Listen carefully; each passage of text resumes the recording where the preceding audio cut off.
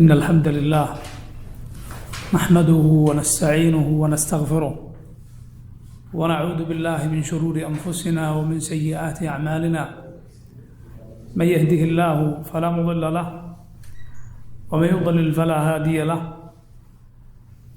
وأشهد أن لا إله إلا الله وحده لا شريك له وأشهد أن محمدًا عبده ورسوله يا أيها الذين آمنوا اتقوا الله حق تقاته ولا تموتن إلا وأنتم مسلمون يا أيها الناس اتقوا ربكم الذي خلقكم من نفس واحدة وخلق منها زوجها وبث منهما رجالا كثيرا ونساء واتقوا الله الذي تساءلون به والأرحام إن الله كان عليكم رقيبا يا أيها الذين آمنوا اتقوا الله وقولوا قولا سديدا يصلح لكم أعمالكم ويغفر لكم ذنوبكم ومن يطع الله ورسوله فقد فاز فوزا عظيما أما بعد فإن خير الكلام كلام الله وخير الهدي هدي محمد صلى الله عليه وسلم وشر الأمور محدثاتها وكل محدثة بدعة وكل بدعة ضلالة وكل ضلالة في النار. സഹോദരങ്ങളെ, അള്ളാഹുവിൻ്റെ റസൂലുകളിൽ റബ്ബ് സുബ്ഹാനഹു വ തആല കഥ വിവരിച്ചിട്ടുള്ള അവൻ്റെ ദൂതന്മാരിൽ ഏറെ ശ്രേഷ്ഠനാണ് മഹാനായ യൂസുഫ് അലൈഹിസ്സലാം.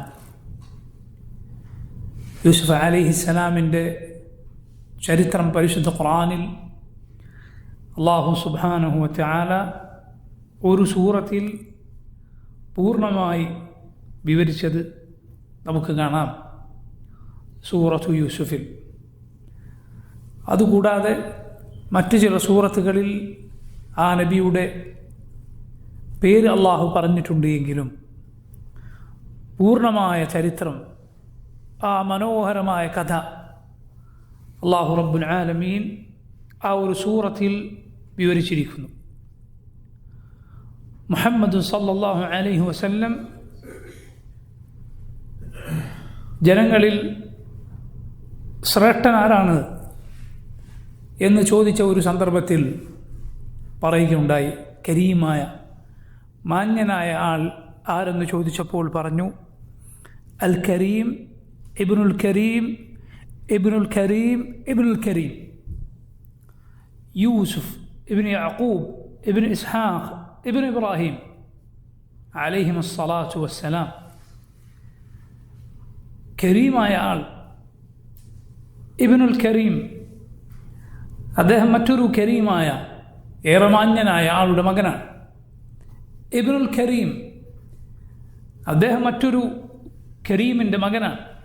ഇബ്നുൽ കരീം, അദ്ദേഹം മറ്റൊരു കരീമിൻ്റെ മകനാണ്. യൂസുഫ് ഇബ്നു യഅഖൂബ് ഇബ്നു ഇസ്ഹാഖ് ഇബ്നു ഇബ്രാഹിം അലൈഹിമുസ്സലാത്തു വസ്സലാം. നിങ്ങൾ നോക്കൂ, എത്ര ശ്രേഷ്ഠമായ, എത്ര മഹത്വമുള്ള പാരമ്പര്യമാണ്.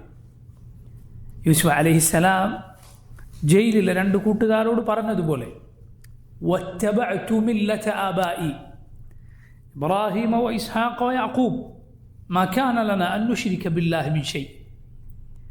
ഞാൻ എൻ്റെ പിതാക്കളുടെ മാർഗം പിൻപറ്റിയിരിക്കുന്നു.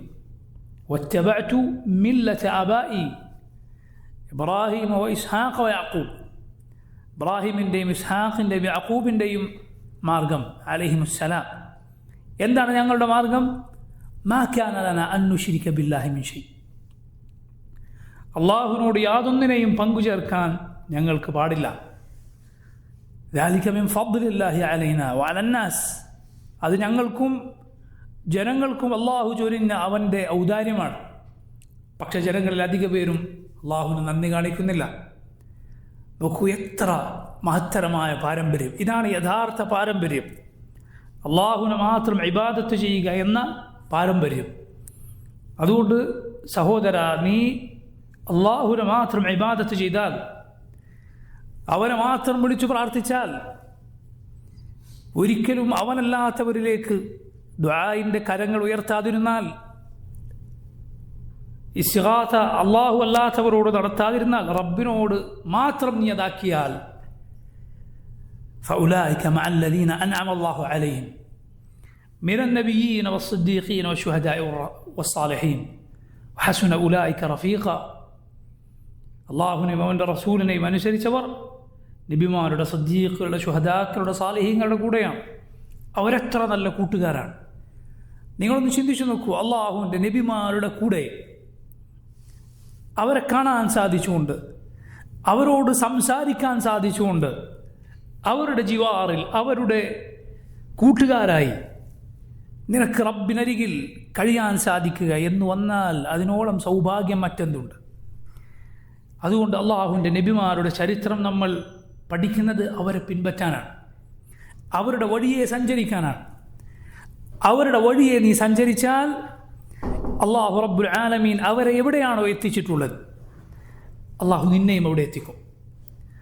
റബ്ബ് അവരെ എവിടെയാണോ എത്തിച്ചിട്ടുള്ളത് നിന്നെയും റബ്ബ് അവിടെ കൊണ്ടെത്തിക്കും. അള്ളാഹു ആ മഹാസൗഭാഗ്യം നമുക്ക് നൽകുമാറാകട്ടെ. നോക്കൂ നിങ്ങൾ, റബ്ബ് സുബ്ഹാനഹു വ തആല യൂസുഫ് അലൈഹിസ്സലാമിൻ്റെ ചരിത്രം വിവരിച്ച് ആ സൂറത്തിൻ്റെ തുടക്കത്തിൽ പറഞ്ഞു, നഹ്നു നഖുസ്സു അലൈക അഹ്സനൽ ഖസസി ബിമാ ഔഹൈനാ ഇലൈക ഹാദൽ ഖുർആൻ. നിനക്ക് നാം ഏറ്റവും നല്ല കഥ പറഞ്ഞു തരാം. നഹ്നു നഖുസ്സു അലൈക അഹ്സനൽ ഖസസി. അതുപോലെ നോക്കൂ, ആ സൂറത്ത് കുറച്ചങ്ങ് മുന്നോട്ട് പോയാൽ അള്ളാഹു പറയുന്നു, ലഖദ് കാന ഫീ യൂസുഫ വ ഇഖ്വതിഹി ആയാതുൻ ലിസ്സായിലീൻ. യൂസുഫ് അലൈഹിസ്സലാമിലും അവിടുത്തെ സഹോദരന്മാരിലും ആയാത്ത്, ഒരുപാട് കണ്ണു തുറപ്പിക്കുന്ന പാഠങ്ങളുണ്ട്, ദൃഷ്ടാന്തങ്ങളുണ്ട്. ലിസ്സായിലീൻ, ആർക്കാണ്? ചോദിക്കുന്നവർക്ക്. ആരാണ് ചോദിക്കുക? പഠിക്കാൻ തയ്യാറായി വന്നവനാണ് ചോദിക്കുക. പഠിക്കാൻ, പാഠം ഉൾക്കൊള്ളാൻ തയ്യാറായി വന്നവർക്ക് ഒട്ടനേകം ഗുണപാഠങ്ങളുണ്ട്. ഒടുവിൽ ആ സൂറത്തിൻ്റെ അവസാനത്തിൽ നമുക്ക് കാണാം, ലഖദ് കാന ഫീ ഖസസിഹിം ഇബറത്തുൻ ലിഉലിൽ അൽബാബ്. അവരുടെ കഥകളിൽ, അള്ളാഹുവിൻ്റെ നബിമാരുടെ കഥകളിൽ ഐബറ, ഗുണപാഠമുണ്ട്. ലിഉലിൽ അൽബാബ്, ബുദ്ധിയുള്ള ആളുകൾക്ക്. ഇങ്ങനെ റബ്ബ് സുബ്ഹാനഹു വ തആല പാഠങ്ങളുണ്ട് എന്ന് ആവർത്തിച്ചാവർത്തിച്ചു പറഞ്ഞ സൂറത്താണ് സൂറത്ത് യൂസുഫ്. എങ്ങനെ അതല്ലാതിരിക്കും? നിങ്ങൾ ആ കഥയെക്കുറിച്ച്, യൂസുഫ് അലൈഹിസ്സലാമിൻ്റെ മനോഹരമായ ചരിത്രത്തെക്കുറിച്ചൊന്ന് ആലോചിച്ചു നോക്കൂ. എന്തെല്ലാം ഗുണപാഠങ്ങൾ, എന്തെല്ലാം കണ്ണു തുറപ്പിക്കുന്ന പാഠങ്ങളാണ് ആ ചരിത്രത്തിലുള്ളത്. ആ ചരിത്രത്തിൻ്റെ മനോഹാരിതയാണ് നിങ്ങൾ നോക്കൂ. അത് വളരെ വ്യക്തമായ കഥയാണ്. ആ സൂറത്ത് കേവലം അറബി ഭാഷ അറിയുന്ന ഒരാൾ, അല്ലെങ്കിൽ അതിൻ്റെ ഒരു പരിഭാഷ വായിക്കുന്ന ഒരാൾക്ക് ഒരു സംശയവും തോന്നാത്ത വിധം ആ കഥയിലൂടെ കടന്നു പോകാൻ സാധിക്കും. ആ ചരിത്രത്തിലൂടെ നീങ്ങാൻ ഒരാൾക്ക് സാധിക്കും. നീ ആ ബനു ഇസ്രായേലിൽ നൂറ്റാണ്ടുകൾക്ക് മുമ്പുള്ള ആ നാട്ടിൽ, ഫിലസ്തീനിലും, യൂസുഫ് അലൈഹിസ്സലാം വലിച്ചെറിയപ്പെട്ട ആ കിണറിനരികിലും, യൂസുഫ് അലൈഹിസ്സലാം താമസിച്ച ആ കൊട്ടാരത്തിലും, പിന്നീട് യൂസുഫ് അലൈഹിസ്സലാം അടക്കപ്പെട്ട ആ ജയിലറക്കരികിലും, പിന്നീടെത്തിയ കൊട്ടാരത്തിലും, പിന്നീട് അവരൊക്കെ ഒരുമിച്ച് ചേരുന്ന മിസ്റിലെ ആ സന്തോഷകരമായ വേളയിലുമെല്ലാം നീ പോയി നിൽക്കുന്നത് പോലെ അത്രയും മനോഹരമായി, അത്രയും വ്യക്തമായി, ഒരു സംശയവുമില്ലാത്ത വിധം പരിശുദ്ധ ഖുർആനിൽ റബ്ബ് സുബ്ഹാനഹു വ തആല ഇത് വിവരിച്ചത് നമുക്ക് കാണാം. നോക്കൂ, ഈ ചരിത്രത്തിൻ്റെ പ്രത്യേകതയാണ്, യൂസുഫ് നബിയുടെ ചരിത്രത്തിൻ്റെ ഒരു മനോഹാരിതയാണ്. നിങ്ങൾക്കതിൽ അടിക്കടിയുള്ള മാറ്റങ്ങൾ കാണാം. ഒരവസ്ഥയിൽ നിന്ന് അതിൽ നിന്ന് തീർത്തും വ്യത്യസ്തമായ മറ്റൊരവസ്ഥയിലേക്കുള്ള, മറ്റൊരു അനുഭവത്തിലേക്കുള്ള യാത്ര, പരീക്ഷണത്തിൽ നിന്ന് അടുത്ത പരീക്ഷണത്തിലേക്ക്. യൂസുഫ് അലൈഹിസ്സലാമിൻ്റെ ചരിത്രം അങ്ങനെ വിവിധ തരം പരീക്ഷണങ്ങളാണ്. കിണറ്റിൽ നിന്ന് പിന്നെ ജയിലറയിലേക്ക്, കിണറ്റിൽ നിന്ന് ജയിലറയിലേക്ക്, രണ്ടും പരീക്ഷണം. അതിനിടയിൽ കൊട്ടാരം വരുന്നുണ്ട്, ശരിയാണ്. പരീക്ഷണത്തിൽ നിന്ന് സുഖസൗകര്യങ്ങളുടെ സ്ഥലത്തേക്ക്, അവിടെ നിന്ന് വീണ്ടും പരീക്ഷണത്തിലേക്ക്. അതുപോലെ നോക്കൂ, സന്തോഷത്തിൽ നിന്ന് ഒരു പ്രയാസത്തിലേക്ക്, പിന്നെ വീണ്ടും സന്തോഷത്തിലേക്ക്.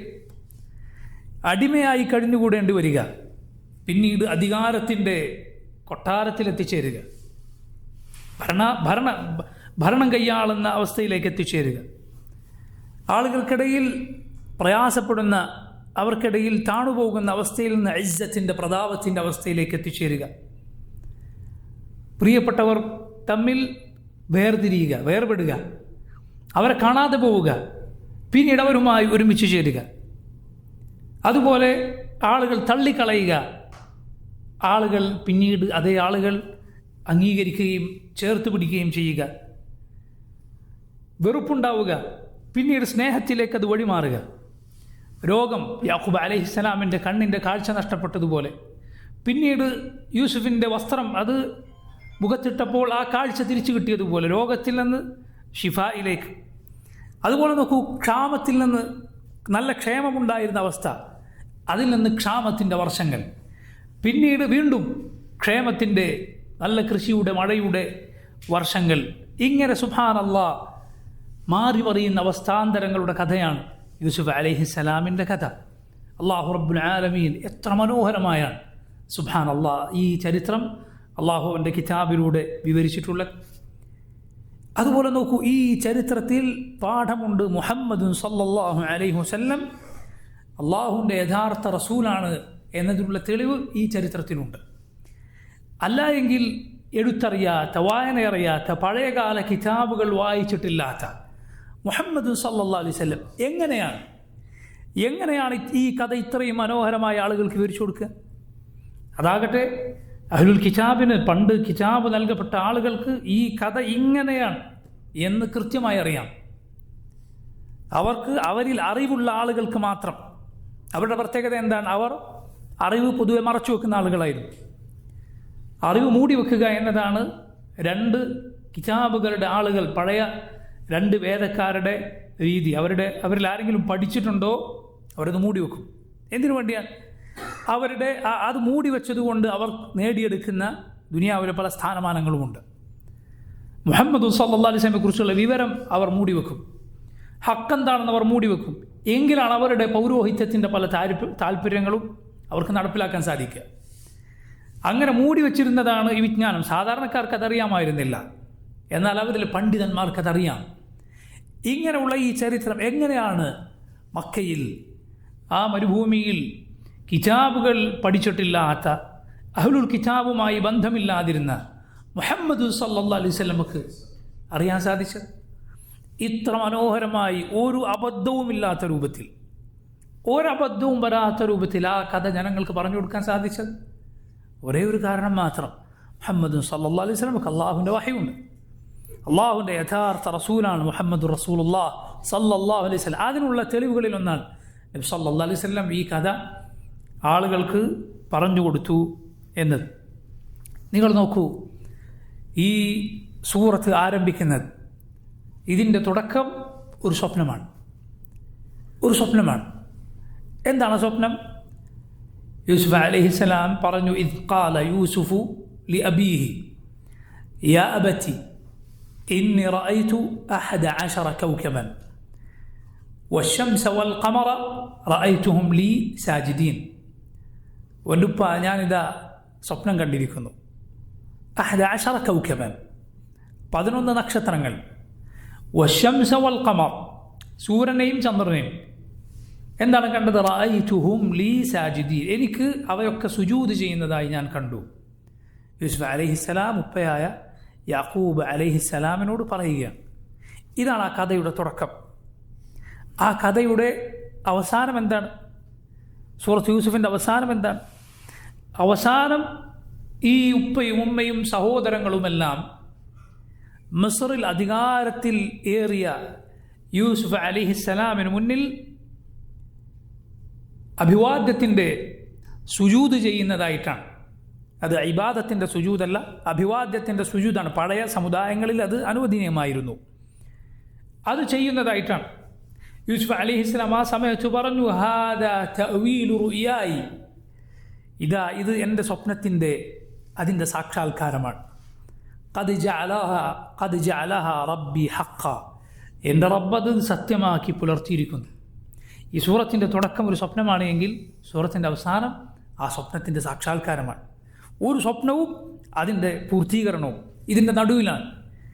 ഇതിനു നടുവിലെ സംഭവങ്ങളാണ് സൂറത്ത് യൂസുഫ് അലൈഹിസ്സലാമിൻ്റെ ചരിത്രം എന്നാൽ ഒരു സ്വപ്നവും അതിൻ്റെ പൂർത്തീകരണവും അതിനിടയിലുള്ള സംഭവങ്ങളുമാണ്. ലാ ഇലാഹ ഇല്ലല്ലാഹ്, എന്തെല്ലാം ഗുണപാഠങ്ങൾ.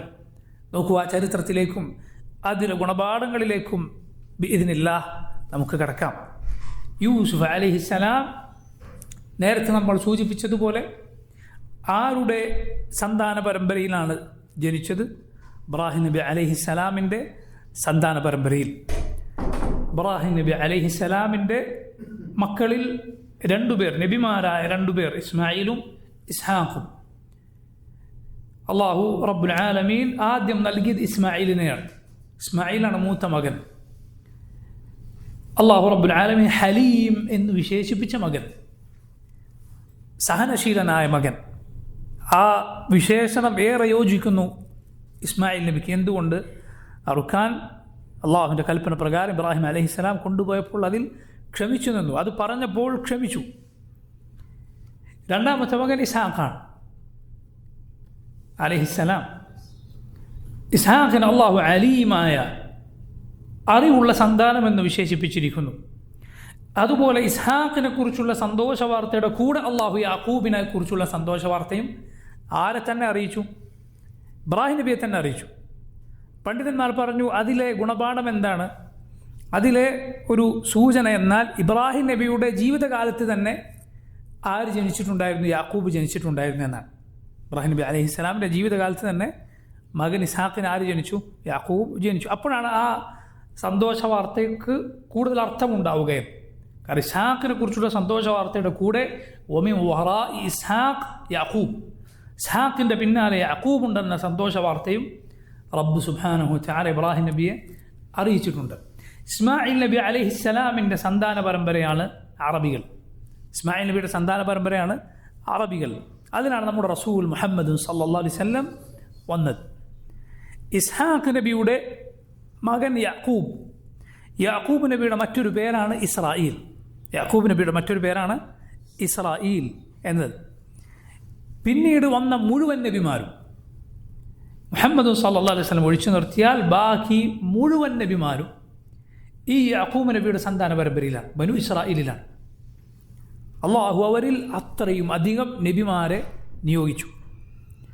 യാക്കൂബിൻ്റെ മകൻ അലൈഹിസ്സലാം, യൂസുഫ് അലൈഹിസ്സലാം, പിന്നീട് വന്ന ഒരുപാട് നബിമാർ, മൂസാ നബിയും ദാവൂദ് നബിയും സക്കരിയ നബിയും യഹ്യാ നബിയും അയ്യൂബ് നബിയും, ഇങ്ങനെ ധാരാളം നബിമാർ. ഒടുവിൽ ബനു ഇസ്രായേലിലെ നബിമാർ ആരിൽ അവസാനിച്ചു?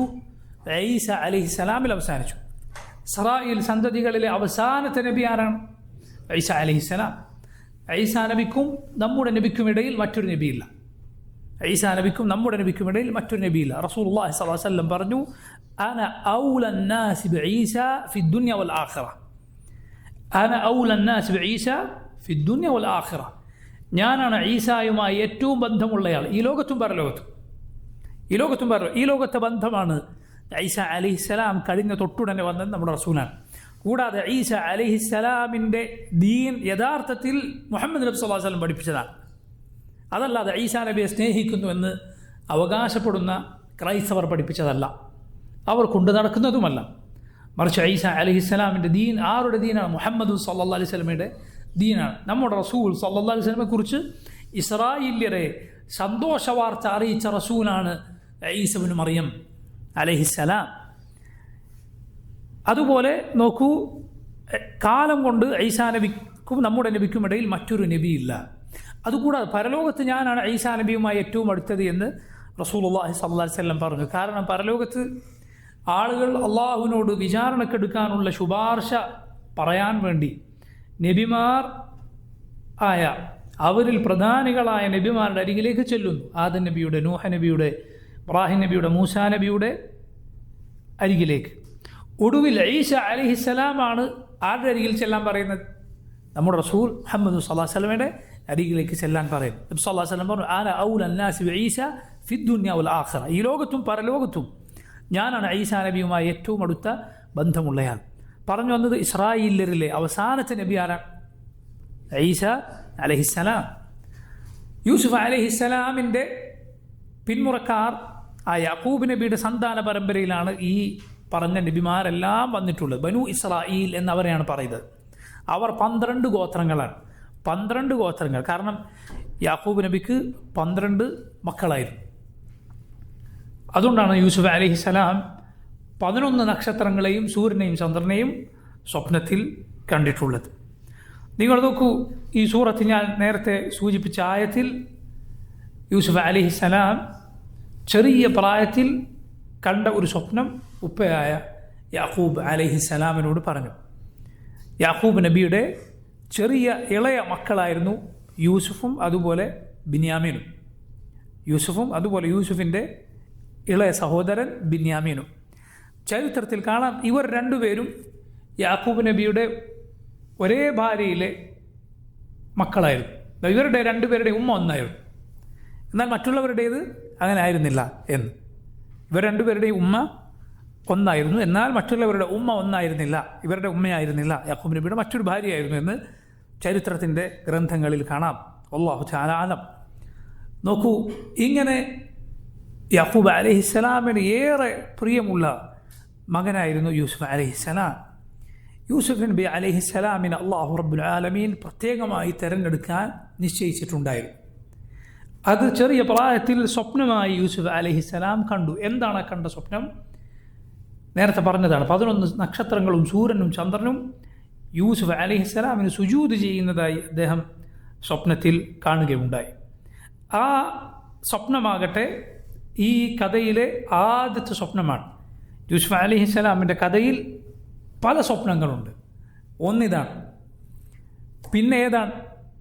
പിന്നെ നമുക്ക് കാണാം യൂസുഫ് അലൈഹിസ്സലാമിൻ്റെ ജയിലിലെ 2 കൂട്ടുകാർ സ്വപ്നം കാണുന്നു. അവരിൽ ഒരാൾ കാണും തൻ്റെ യജമാനന് വീഞ്ഞ് പിഴിഞ്ഞു കൊടുക്കുന്നത്.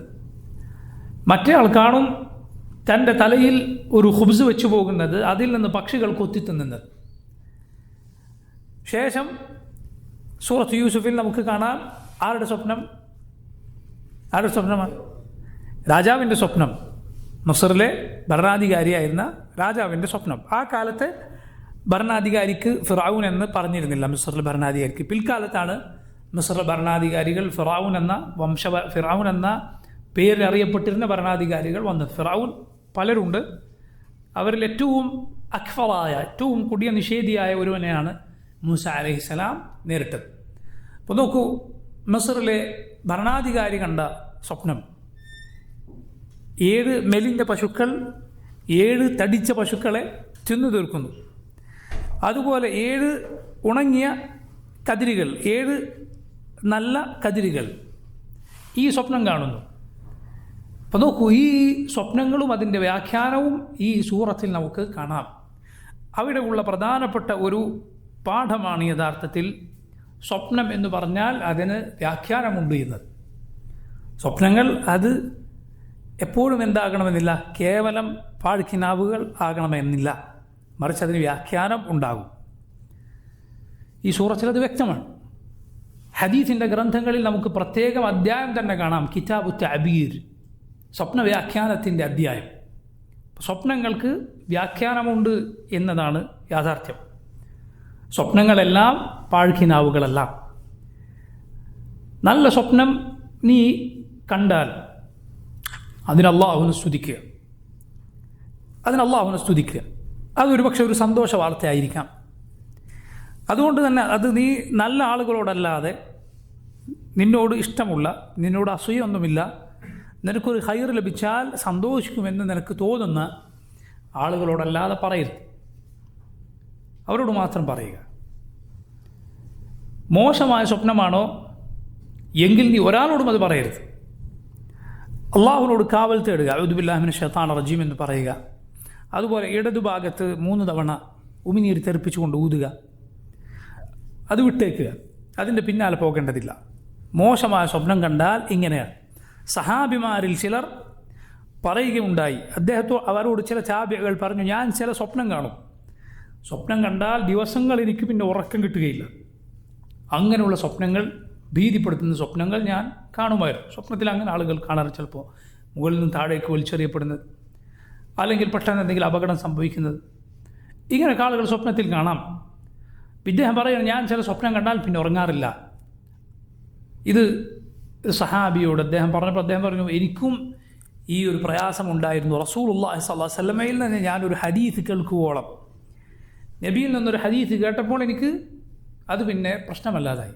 ഈ ഹദീസാണ്, നിങ്ങൾക്ക് നല്ല സ്വപ്നം കണ്ടാൽ അത് അള്ളാഹു കാണിച്ചു തരുന്നതാണ്. അതുകൊണ്ട് നിങ്ങളതിന് അള്ളാഹുവിനെ സ്തുതിക്കുക, നിങ്ങൾക്ക് ഇഷ്ടമുള്ള ആളുകളോട് പറയുക. മോശമായ സ്വപ്നം കണ്ടാൽ ശൈത്താനിൽ നിന്നുള്ളതാണത്. അള്ളാഹുവിനോട് കാവൽ തേടുക. ഇടതുഭാഗത്ത് ഉമിനീർ തെറിപ്പിച്ചുകൊണ്ട് 3 തവണ ഊതുക, അത് വിട്ടുകളയുക. അത് ഒരു ഉപദ്രവവും ചെയ്യുകയില്ല എന്ന് നബി സല്ലല്ലാഹു അലൈഹി വസല്ലം പറഞ്ഞു. അതുകൊണ്ട് അതിൻ്റെ പിന്നാലെ നിങ്ങൾ പോകേണ്ടതില്ല, പേടിക്കേണ്ടതില്ല. മറ്റൊരു പ്രധാനപ്പെട്ട കാര്യം അവിടെ ശ്രദ്ധിക്കേണ്ട വളരെ പ്രധാനപ്പെട്ട കാര്യമാണ്, ഒരാളോട് പറയരുത് എന്നത്. കാരണം സ്വപ്നം വ്യാഖ്യാനിക്കപ്പെട്ടാൽ അത് സംഭവിക്കാൻ വളരെ സാധ്യതയുണ്ട്. സ്വപ്നം ഒരാളോട് പറഞ്ഞതിൻ്റെ വ്യാഖ്യാനം ആരെങ്കിലും പറഞ്ഞാൽ, മോശമായ വ്യാഖ്യാനം പറഞ്ഞാൽ അത് സംഭവിക്കാൻ സാധ്യതയുണ്ട്. റസൂലുള്ളാഹി സ്വല്ലല്ലാഹു അലൈഹി വസല്ലം പറയുകയുണ്ടായി, സ്വപ്നം അതൊരു പക്ഷിയുടെ കാലുകൾ മേലാണുള്ളത്. ഫൈദാ ഉബ്ബറത് വഖഅത്, അതിൻ്റെ വ്യാഖ്യാനം പറയപ്പെട്ടാൽ, അതിനെക്കുറിച്ച് സംസാരിക്കപ്പെട്ടാൽ അത് താഴേക്ക് പതിക്കും എന്ന് പറഞ്ഞാൽ അത് സംഭവിക്കാൻ ഏറെ സാധ്യതയുണ്ട്. നമ്മൾ പറയാൻ നിൽക്കരുത്. സ്വപ്നം മുഅ്മിനെ സംബന്ധിച്ചിടത്തോളം ഒരു പക്ഷേ അവനുള്ള ഓർമ്മപ്പെടുത്തലാകാം, താക്കീതാകാം, അല്ല എങ്കിൽ അവനുള്ള സന്തോഷ വാർത്തയാകാം, രണ്ടുമാകാം. അതുകൊണ്ട് ഒരു മുഅ്മിൻ അങ്ങനെയുള്ള താക്കീത് വല്ലതും സ്വപ്നത്തിൽ കണ്ടാൽ അള്ളാഹുവിനെ അവൻ സൂക്ഷിക്കും. നല്ല സ്വപ്നം കണ്ടാൽ അവൻ അള്ളാഹുവിനെ സ്തുതിക്കാൻ, നന്മയിൽ അവൻ തുടർന്നു പോകും. നന്മയിലാണോ നന്മയിൽ തുടർന്നു പോകുക. പ്രയാസകരമായ വല്ല കാര്യത്തിലുമാണോ തിന്മകളിലാണോ ആ തിന്മ ഉപേക്ഷിക്കുക. നിങ്ങൾ നോക്കൂ, പണ്ഡിതന്മാർ പറയുന്നൊരു കഥയുണ്ട്. ഒരനുഭവ കഥയാണ്. അയാൾക്ക് ജനിക്കുന്നതൊക്കെ പെൺമക്കളായിരുന്നു. അങ്ങനെ ഒരു പെൺകുട്ടി ജനിച്ചു. അയാൾ ആൺകുട്ടി ആഗ്രഹിച്ചിരുന്നു. രണ്ടാമതും ജനിച്ചു, പെൺകുട്ടി തന്നെ. മൂന്നാമതും ജനിച്ചു, അതും പെൺകുട്ടി തന്നെ. ഈ പെൺകുട്ടികളിങ്ങനെ മാത്രം ജനിക്കുന്നത് കൊണ്ട് അയാളുടെ വിവരക്കേട് കൊണ്ട് അയാളുടെ ഭാര്യയോട് അതിൻ്റെ പേരിൽ പിണങ്ങാൻ തുടങ്ങി. ഭാര്യയ്ക്ക് എന്ത് ചെയ്യാൻ സാധിക്കും? അള്ളാഹു നൽകുന്നതാണ് ആണിനെയും പെണ്ണിനെയും. ആ സ്ത്രീയുടെ കയ്യിലല്ല. പക്ഷേ അയാളുടെ വിവരദോഷം കൊണ്ട് ഈ സ്ത്രീയോട് കലഹിക്കാൻ തുടങ്ങി. അങ്ങനെ 4ഉം 5ഉം ഒക്കെയായി. 6ആയപ്പോൾ ഇയാൾ പറഞ്ഞു, ഇനി നീ പെണ്ണിനെ പ്രസവിച്ചാൽ ഞാൻ നിന്നെ തലാഖ് കൊല്ലും എന്ന് പറഞ്ഞു. അങ്ങനെ 7ാമത്തെ കുഞ്ഞിനെ സ്ത്രീ ഗർഭം ധരിച്ചപ്പോൾ ഇയാളൊരു സ്വപ്നം കണ്ടു. എന്താണ് അയാൾ സ്വപ്നം കണ്ടത്? അയാൾ പരലോകത്തെത്തി അയാളെ നരകത്തിൽ വലിച്ചെറിയാൻ അള്ളാഹു വിധിച്ചു. അങ്ങനെ വിധിച്ചപ്പോൾ അയാളെ മലായിക്കത്ത് പിടിച്ചുകൊണ്ട് നരക കവാടത്തിൻ്റെ അരികിലേക്ക് കൊണ്ടുപോവുകയാണ്. 1ാമത്തെ വാതിലിനടുത്തെത്തിയപ്പോൾ അവിടെ മൂത്ത മകളുണ്ടായിരുന്നു. 2ാമത്തെ അടുത്തെത്തിയപ്പോൾ 2ാമത്തെ മകൾ. 3ാമത്തെ അടുത്തെത്തിയപ്പോൾ അവിടെ 3ാമത്തെ മകളുണ്ട്. ഒക്കെ തടസ്സമായി നിൽക്കാൻ, അങ്ങോട്ട് കയറാതിരിക്കാൻ, ഇയാൾ നരകത്തിലേക്ക് കയറാതിരിക്കാൻ. അങ്ങനെ 5ഉം 6ഉം കവാടങ്ങളിൽ അയാൾ 6 മക്കൾ. 7ാമത്തെ വാതിൽക്കലെത്തി. നരകത്തിന് എത്ര കവാടങ്ങളുണ്ട്? സബ്അതു അബ്വാബ്. ഖുർആനിൽ വന്നത് 7 കവാടങ്ങളുണ്ട് എന്ന്. 7ാമത്തെ വാതിലിനടുത്തെത്തിയപ്പോൾ അവിടെ ആരുമില്ല. അയാൾ സ്വപ്നത്തിൽ നിന്ന് ഞെട്ടി ഉണർന്നു. പിന്നീട് ഈ സ്ത്രീ പ്രസവിക്കുന്നത് വരെ അയാൾ ദുആ ചെയ്യാൻ തുടങ്ങിയെന്നാണ്, അടുത്തതും പെൺകുട്ടിയെ ആക്കാൻ വേണ്ടി. അപ്പം ഇങ്ങനെ ഒരു മുഅ്മിനിന് സ്വപ്നം ഒന്നുകിൽ സന്തോഷ വാർത്തയാകാം, അതല്ലെങ്കിൽ താക്കീതാകാം. 3ാമത് ഒരു ഇനമുണ്ട്. എന്താണത്? അത് വെറും പാഴ്ക്കിനാവുകളാണ്, യാതൊരു അർത്ഥവുമില്ലാത്ത കാഴ്ചകൾ. അതെങ്ങനെയാണ് സംഭവിക്കുക? ഒരാൾ ചിലപ്പോൾ എന്തെങ്കിലും ആലോചിച്ച് കിടന്നാൽ പലപ്പോഴും സംഭവിക്കുന്ന ആ കാര്യം എന്താണോ അയാൾ ആലോചിച്ച് കിടന്നത്, അല്ലെങ്കിൽ അയാൾ അന്നത്തെ ദിവസം കുറേ സംസാരിച്ചത്, ആ കാര്യം അയാൾ സ്വപ്നത്തിൽ കാണും. ഇത് എന്തല്ല യഥാർത്ഥത്തിൽ യാതൊരു അർത്ഥവുമില്ലാത്ത കേവലം പാഴ്ക്കിനാവുകൾ മാത്രമാണ്. ഇങ്ങനെയും സ്വപ്നമുണ്ടാകാം. അപ്പോൾ നല്ല സ്വപ്നം, അതുപോലെ ദുഷിച്ച സ്വപ്നം, ഒരർത്ഥവുമില്ലാത്ത പാഴ്ക്കിനാവുകൾ, ഈ 3 രൂപത്തിൽ സ്വപ്നമുണ്ട് എന്ന് മനസ്സിലാക്കുക. എന്നാൽ സഹോദരങ്ങളെ, സ്വപ്നത്തിന് അർത്ഥമുണ്ട് എന്ന് പറഞ്ഞാൽ നമ്മൾ നേരത്തെ പറഞ്ഞത് തഅബീറുണ്ട്, അർത്ഥമുണ്ട്.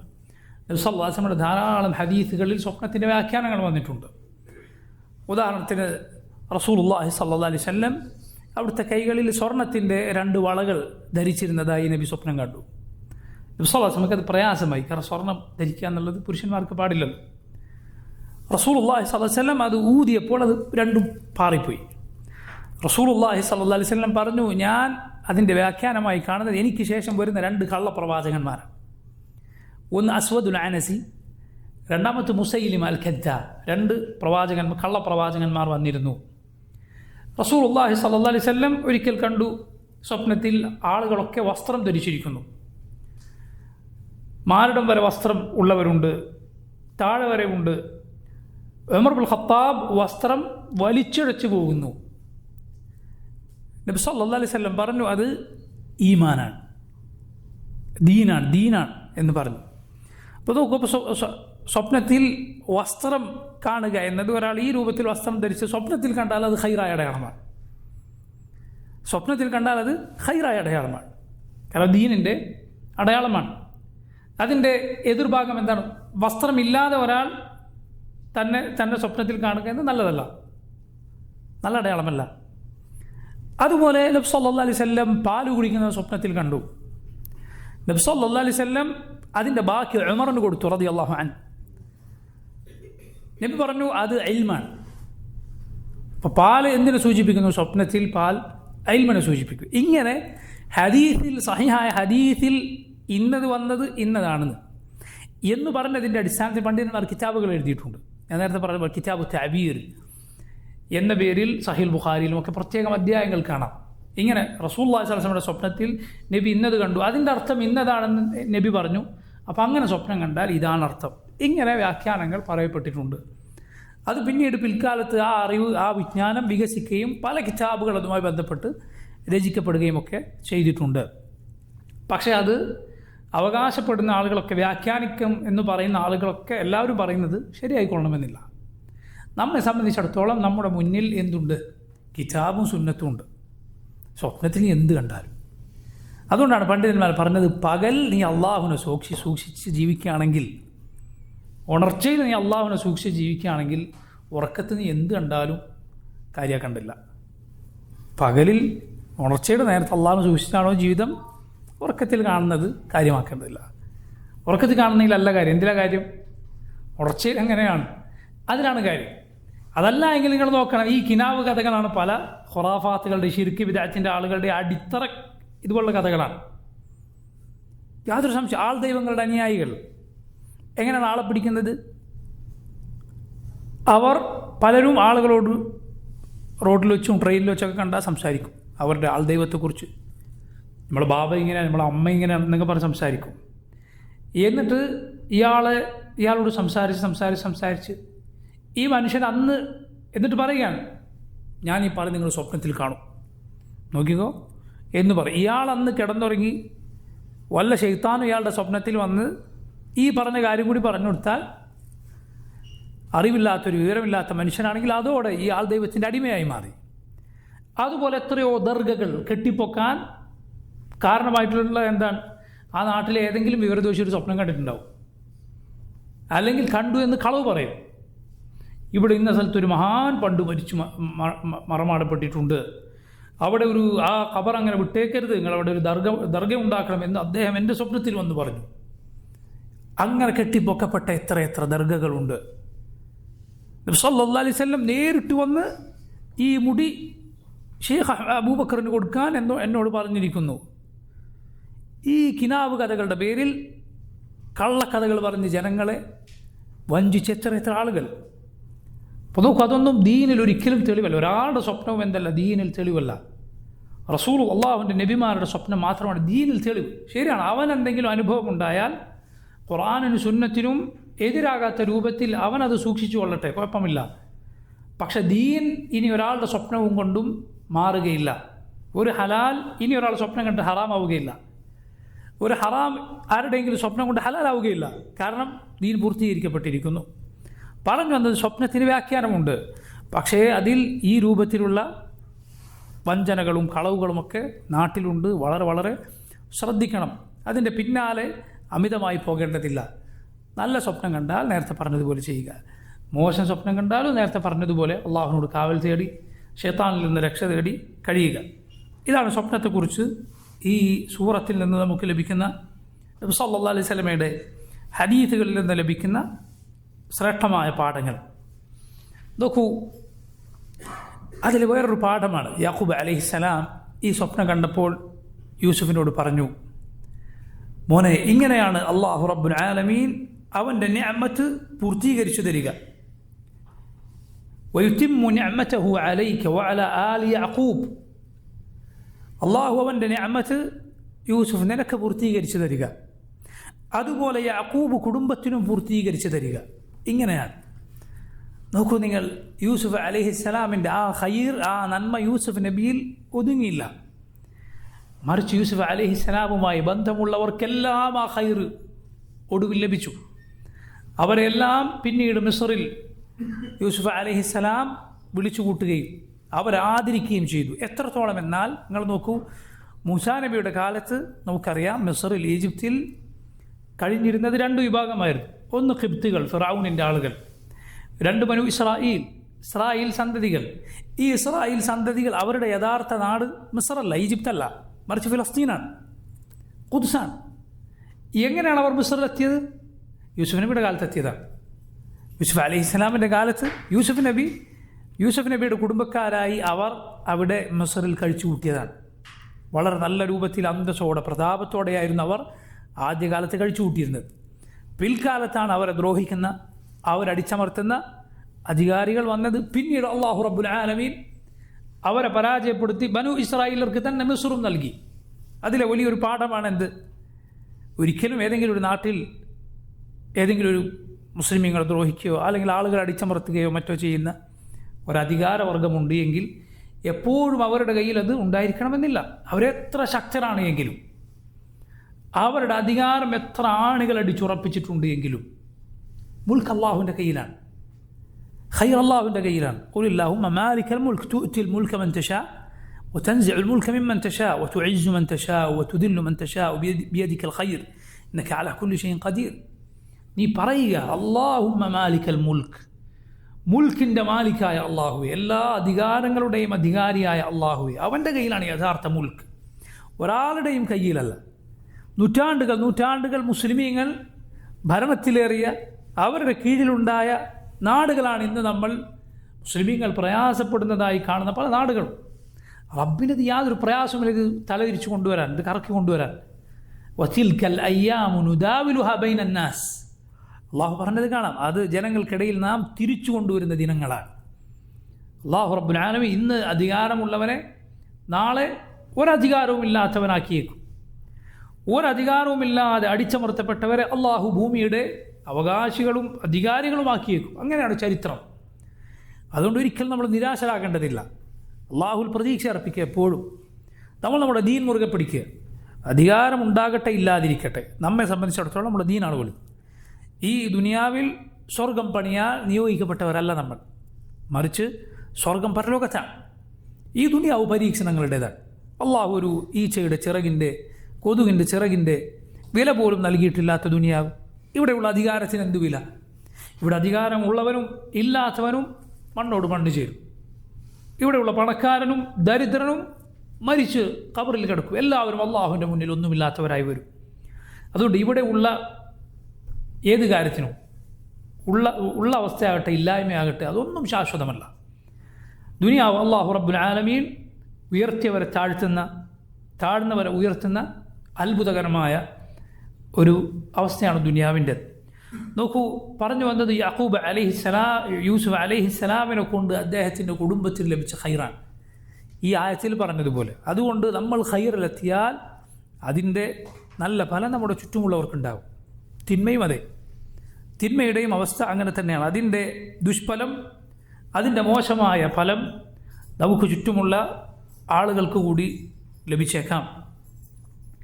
നിങ്ങൾ നോക്കൂ, അതുപോലെ ഈ സ്വപ്ന കഥയിലെ പ്രധാനപ്പെട്ട ഒരു പാഠമാണ് യൂസുഫ് അലൈഹിസ്സലാം, മകൻ യാക്കൂബ് അലൈഹിസ്സലാം യൂസുഫ് നബിയോട് പറഞ്ഞു, നീ നിൻ്റെ ഈ സ്വപ്നം ആരോട് പറയരുത്?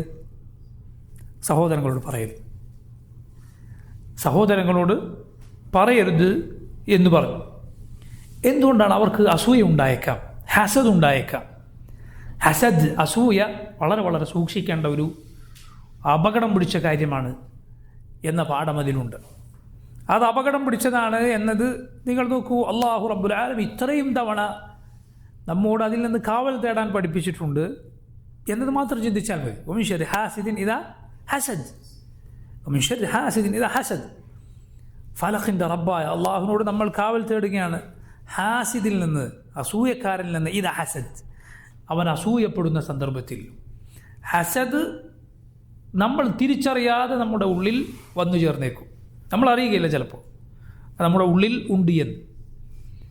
എന്താണ് ഹസദ് എന്ന് പറഞ്ഞാൽ?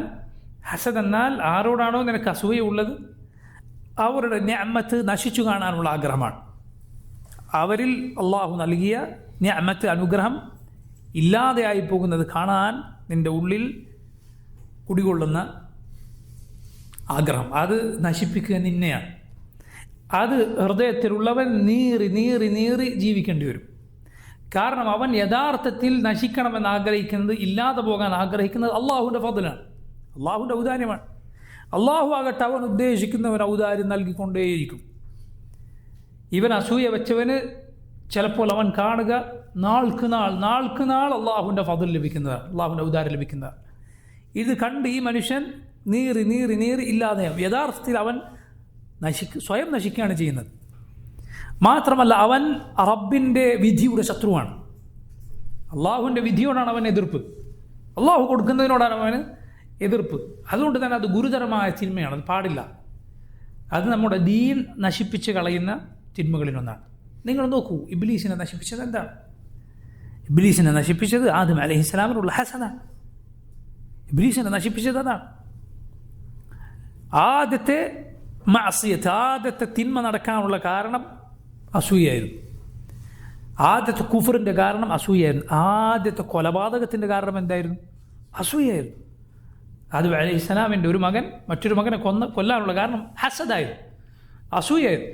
യഹൂദികൾ സുബ്ഹാനല്ലാഹ് മുഹമ്മദ് സല്ലല്ലാഹു അലൈഹി വസല്ലം വരുന്നതിന് മുൻപ് അവർ മദീനയിൽ താമസിച്ചിരുന്നു. അവർ പറഞ്ഞത്, ഇതാ ഒരു നബി വരാനുണ്ട്, ആ നബി വന്നാൽ ആ നബിയുടെ പിന്നിൽ ചേർന്ന് ഞങ്ങൾ നിങ്ങളൊക്കെ തോൽപ്പിക്കും. ഫലമ്മാ ജാഅഹും മാ അറഫു കഫറു ബിഹ്. അവർക്ക് അത്രയും പരിചയമുള്ള, സ്വന്തം മക്കളറിയുന്നത് പോലെ മുഹമ്മദ് സല്ലല്ലാഹു അലൈഹി വസല്ലമയെ അവർക്കറിയാമെന്നാണ് അള്ളാഹു ഖുർആനിൽ പറഞ്ഞത്. മക്കളറിയാവുന്നത് പോലെ എന്ന് പറഞ്ഞാൽ മക്കളെ ഏത് ആൾക്കൂട്ടത്തിൻ്റെ ഇടയിൽ കണ്ടാലും നിനക്ക് തിരിച്ചറിയാൻ സാധിക്കും. അതുപോലെ മുഹമ്മദ് സല്ലല്ലാഹു അലൈഹി വസല്ലമയെ അവരുടെ കിതാബിൽ പറഞ്ഞ അതേ നബിയാണിത് എന്നവർക്ക് തിരിച്ചറിയാൻ അങ്ങനെ സാധിക്കും, മക്കളറിയുന്നത് പോലെ. പക്ഷെ വന്നപ്പോൾ തള്ളിക്കളഞ്ഞു. എന്താ കാരണം? അവർ പ്രതീക്ഷിച്ചത് അവരുടെ വംശത്തിൽ ബനു ഇസ്രായേലരിൽ ആണ് ഈ അവസാന നബി വരിക എന്നതാണ്. വന്നതോ ഒരു വിലയില്ലാത്തവരായി കാണുന്ന അറബികളുടെ കൂട്ടത്തിൽ, അറബികളെ ഒന്നിനും കൊള്ളാത്തവരായിട്ടാണ് യഹൂദികൾ കണ്ടത്. അവരുടെ കൂട്ടത്തിലാണ് ഈ ഇത്രയും ശ്രേഷ്ഠതയുള്ള അള്ളാഹുവിൻ്റെ അന്തിമ റസൂൽ മുഹമ്മദ് സല്ലല്ലാഹു അലൈഹി വസല്ലം നിയോഗിക്കപ്പെട്ടത്. വിവരമില്ലാത്ത ഈ ജനങ്ങളിൽ, വളരെ നികൃഷ്ടരായി അവർ കണ്ടിരുന്ന ആളുകളിൽ എന്താണ് അവർക്ക് സംഭവിച്ചത്? അവർ അള്ളാഹു അവൻ്റെ ഔദാര്യം അവൻ ഉദ്ദേശിക്കുന്നവർക്ക് കൊടുത്തു എന്നത് അവർക്ക് ഇഷ്ടപ്പെട്ടില്ല. ഹസദം മിൻ ഇൻദി അൻഫുസിഹിം. അള്ളാഹു പറഞ്ഞ അസൂയാണ് കാരണം. നബി സല്ലല്ലാഹു അലൈഹി വസല്ലം പറഞ്ഞു, അൽ യഹൂദു ഖൗമുൻ ഹുസ്സദ്. യഹൂദികൾ അസൂയക്കാരായ ഒരു വിഭാഗമാണ്. അറബികളോട് ഉള്ള അസൂയ അവരെ കുഫറിലെത്തിച്ചു. ഇസ്ലാമിൻ്റെ കോടിയ ശത്രുക്കളുടെ കൂട്ടത്തിലാണ്. അതിൽ ആദ്യത്തെ നമ്പർ ഇട്ടാൽ ആരെയാണ് എഴുതേണ്ടി വരിക? യഹൂദികളെയാണ്. ലതജിദന്ന അശദ്ദ അന്നാസി അദാവതൻ ലില്ലദീന ആമനുൽ യഹൂദ് വല്ലദീന അശ്റകൂ. അള്ളാഹു മുഅ്മിനുകളോട് ഏറ്റവും കടുത്ത ശത്രുത പുലർത്തുന്നവരായി അള്ളാഹു പറഞ്ഞത് യഹൂദികളും പിന്നെ ശിർക്കിൻ്റെ വക്താക്കളുമാണ് എന്നാണ്. യഹൂദികൾ ആദ്യത്തെ ആളുകളിൽ പറയാൻ നോക്കൂ, എത്ര നബിമാരെ അവർ അംഗീകരിക്കുന്നു. അള്ളാഹുവിൽ വിശ്വസിക്കുന്നു, അള്ളാഹുവിനെ മാത്രം ആരാധിക്കുന്നു അവരിൽ ഒരുപാട് പേർ.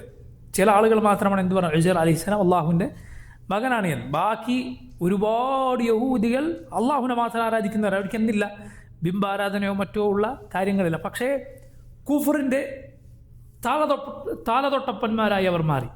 കുഫറിൻ്റെ നേതാക്കന്മാർ എത്രത്തോളം അബൂജഹലിനെയും കൂട്ടരെയും കാണാൻ അവർ മക്കയിലേക്ക് ചെന്നു. അപ്പോൾ ആ മുശ്രിക്കുകൾ വേറില്ലാത്ത ആളുകൾ, കിതാബൊന്നും കിട്ടിയിട്ടില്ല. അവർ യഹൂദികളുടെ നേതാക്കന്മാരായ കഅബ് ഇബ്നു അഷ്റഫിനെ പോലുള്ള ആളുകളോട് ചോദിച്ചു, ഞങ്ങളും മുഹമ്മദും തമ്മിൽ തർക്കമാണ്, ഞങ്ങളുടെ ഈ ഇലാഹുകളെയൊക്കെ കുറ്റം പറയും, ഞങ്ങളുടെ ദീൻ തെറ്റാണെന്ന് മുഹമ്മദ് പറയും. നിങ്ങൾ കിതാബൊക്കെ പഠിച്ചവരാണല്ലോ, നിങ്ങൾ കിതാബൊക്കെ അറിയുന്ന ആളുകൾ, നിങ്ങൾ പറയും ഞങ്ങളുടെ ദീനാണോ നല്ലത്, അല്ല മുഹമ്മദിൻ്റെ ദീനാണോ? യാ ലാ ഇലാഹ ഇല്ലല്ലാഹ്. നിങ്ങൾ ചിന്തിച്ച് നോക്കുക, ആ ഖൗമിന് എത്ര വ്യക്തമായി അറിയാം അവരുടെ ദീനിനോട് ഏറ്റവും അടുത്ത് നിൽക്കുന്ന ആരുടെ ദീനാണ്. ചില മുസ്ലിമുകളുടെ ദീനാണെന്ന് അവർക്കറിയാം, വ്യക്തമായി അറിയാം, മുശ്രിക്കുകളുടെ ദീനല്ല. പക്ഷെ അവർ പറഞ്ഞു, ഹാ ഉലാഇ അഹ്ദാ മിനല്ലദീന ആമനു സബീല, നിങ്ങളാണ് അവരെക്കാൾ നല്ല ആളുകൾ എന്ന് മുശ്രിക്കുകളോട് പറഞ്ഞു. അള്ളാഹു പരിശുദ്ധ ഖുർആനിൽ സൂറത്തു നിസായിൽ അവരുടെ ഈ വാദം എടുത്തു പറഞ്ഞു. വയഖൂലുന, അവർ പറയുന്ന മുശ്രിക്കുകളോട്, ഹാ ഉലാഇ അഹ്ദാ ലില്ലദീന ആമനു സബീല, മുഅ്മിനീങ്ങളെക്കാളും നല്ലത് ഇവനാണ് എന്ന് അള്ളാഹു അവരെ ശപിച്ചു കളഞ്ഞു. നോക്കൂ നിങ്ങൾ, ഹസദാണ് ഖൗമിനെ പ്രേരിപ്പിച്ചത്. ഇന്നും കുറേ ആളുകൾ അങ്ങനെയാണ് ചെയ്യുന്നത്. ഇസ്ലാമിനോടും മുസ്ലിമീങ്ങളോടുമുള്ള വിരോധം കൊണ്ട് അവർക്കറിയാം അവരുടെ ദീനിനോട് അടുത്ത് നിൽക്കുന്ന ആരാണ്, മുസ്ലിമീങ്ങളാണെന്നറിയാം. പക്ഷേ വേറെ പലതിൻ്റെയും പേരിൽ, ഇസ്ലാമിനോടും മുസ്ലിമീങ്ങളോടുമുള്ള അസൂയയുടെ പേരിൽ അപ്പുറത്താണ് ചാഞ്ഞു നിൽക്കുന്നത്, അങ്ങോട്ടാണ് ചേർന്ന് നിൽക്കുന്നത്. കാരണം കൂട്ടരെ, നിങ്ങളുടെ ദീൻ അത് ഹക്കല്ലാത്തതുകൊണ്ടാണ് ആളുകൾ ഇസ്ലാമിലേക്ക് വരുന്നത്, അതിൽ യാഥാർത്ഥ്യമില്ലാത്തതുകൊണ്ടാണ്. കിതാബിൽ അവിടെയും ഇവിടെയായും അവർ കാണുന്നു അള്ളാഹിനെ മാത്രം ഇബാദത്ത് ചെയ്യാൻ പാടുള്ളൂ. എന്നിട്ട് നിങ്ങൾ പലരെയും അള്ളാഹുവിൻ്റെ പുത്രന്മാരാക്കുന്നു. അള്ളാഹുവിന് പുറമെ നിങ്ങൾ ബിംബങ്ങളെയും കുരിശുകളെയും ആരാധിക്കുന്നു. ആളുകളെ തിരിച്ചറിഞ്ഞ് ഇസ്ലാമിലേക്ക് വരുന്നതിന് അത് ഞങ്ങളുടെ കുറ്റമല്ലല്ലോ, അത് നിങ്ങളുടെ കയ്യിൽ ഹക്കില്ലാത്തതുകൊണ്ടാണ്. അത് ഞങ്ങളോട് വിരോധം വെച്ചിട്ട് യാതൊരു കാര്യമില്ല, അത് നിങ്ങൾക്ക് ദോഷകരമായി തീരും എന്നതല്ലാതെ. അപ്പോൾ നോക്കൂ, യഹൂദികൾ അവരുടെ ഹസദ് കാരണത്താൽ, അവരുടെ അസൂയ കാരണത്താൽ നബി സല്ലല്ലാഹു അലൈഹി വസല്ലമയെ തള്ളിക്കളഞ്ഞു. അവരതിൻ്റെ ആളുകളാണ്. ഒരുപാട് നബിമാരെ കൊന്നുകളഞ്ഞു. നമ്മുടെ റസൂൽ സല്ലല്ലാഹു അലൈഹി വസല്ലം എത്ര തവണ കൊല്ലാൻ ശ്രമിച്ചു, വിഷം കൊടുത്തു. ഖൈബറിലെ യഹൂദികൾ നബി സല്ലല്ലാഹു അലൈഹി വസല്ലമക്ക് വിഷം കൊടുക്കുകയുണ്ടായി. നബി സല്ലല്ലാഹു അലൈഹി വസല്ലം അവസാന നാളുകളിൽ വരെ അത് നബിയെ പ്രയാസപ്പെടുത്തുകയുണ്ടായി. ഹസദ് വളരെ സൂക്ഷിക്കണം, ദീൻ നശിപ്പിച്ച് കളയും. മുസ്ലിമീങ്ങളിലും അത് ഉണ്ടാകും, ഹസദ്. അത് വളരെ ശ്രദ്ധിച്ചില്ല എങ്കിൽ നമ്മുടെ ദീനിനെ അതില്ലാതാക്കി കളയും. ഒരാളോട് അസൂയ ഉണ്ടായി അയാൾ പറയുന്ന ദീനിനോട് ദേഷ്യമുണ്ടാകുന്ന അവസ്ഥ വന്നേക്കും. അയാളോടുള്ള ദേഷ്യം കാരണത്താൽ, ഒരാളോടുള്ള വ്യക്തിപരമായ ദേഷ്യം കാരണത്താൽ അയാൾ ദീനിലൊരു നിലപാടിലാണ്, എന്നാൽ ഞാൻ ഇപ്പുറത്ത് നിൽക്കുള്ളൂ. അത് സത്യമാകട്ടെ ശരിയാകട്ടെ, സത്യമാകട്ടെ അസത്യമാകട്ടെ, ഞാൻ അയാളുള്ള ഭാഗത്ത് നിൽക്കില്ല. ഇങ്ങനെയാണ് പല ആളുകളും. സഹോദരൻ, ഇത് നിൻ്റെ ദീനാണ്, അതിൽ നീ ഹക്ക് ഏത് ഭാഗത്താണ് അവിടെയാണ് നിൽക്കേണ്ടത്. അതിൽ നിന്നെ എത്ര ഉപദ്രവിച്ച ഒരു മനുഷ്യൻ അവിടെ ഉണ്ട് എങ്കിലും, കാരണം ദീനാണ് നിനക്ക് ഏറ്റവും വലുത്. മനസ്സിലായില്ലേ? നീ ഹക്കിൻ്റെ ഭാഗത്ത് നിന്നാൽ അള്ളാഹുവിൻ്റെ റസൂൽ സല്ലല്ലാഹു അലൈഹി വസല്ലമയുടെ ജാനിബിൽ, നബിയുടെ ഭാഗത്താണ് നീ നിൽക്കുന്നത്. അതിൽ മറ്റാരെങ്കിലും ഉണ്ടോ ഇല്ലേ എന്നത് നിനക്ക് വിഷയമാകരുത്. റസൂലുള്ളാഹി സ്വല്ലല്ലാഹു അലൈഹി വസല്ലം പഠിപ്പിച്ച ദീൻ അത് ഹക്കാണ്. അത് മാത്രമായിരിക്കണം നിൻ്റെ മാനദണ്ഡം. ആളുകൾ അതിൽ ഉണ്ടാകട്ടെ ഇല്ലാതിരിക്കട്ടെ. നിൻ്റെ സ്നേഹിതനിപ്പുറത്താണ്, അവൻ ഒരു ബാത്തിലാണെങ്കിൽ ആ ബാത്തിലിൽ നീ നിൽക്കാൻ പാടില്ല. നിൻ്റെ ശത്രു ഹക്കിലാണെങ്കിൽ നീ ഹക്ക് ഉപേക്ഷിക്കാനും പാടില്ല. മറിച്ച് ഹക്ക് അതിനെയാണ് നീ പരിഗണിക്കേണ്ടത്, അതിനാണ് നീ ഏറ്റവും വില നൽകേണ്ടത്.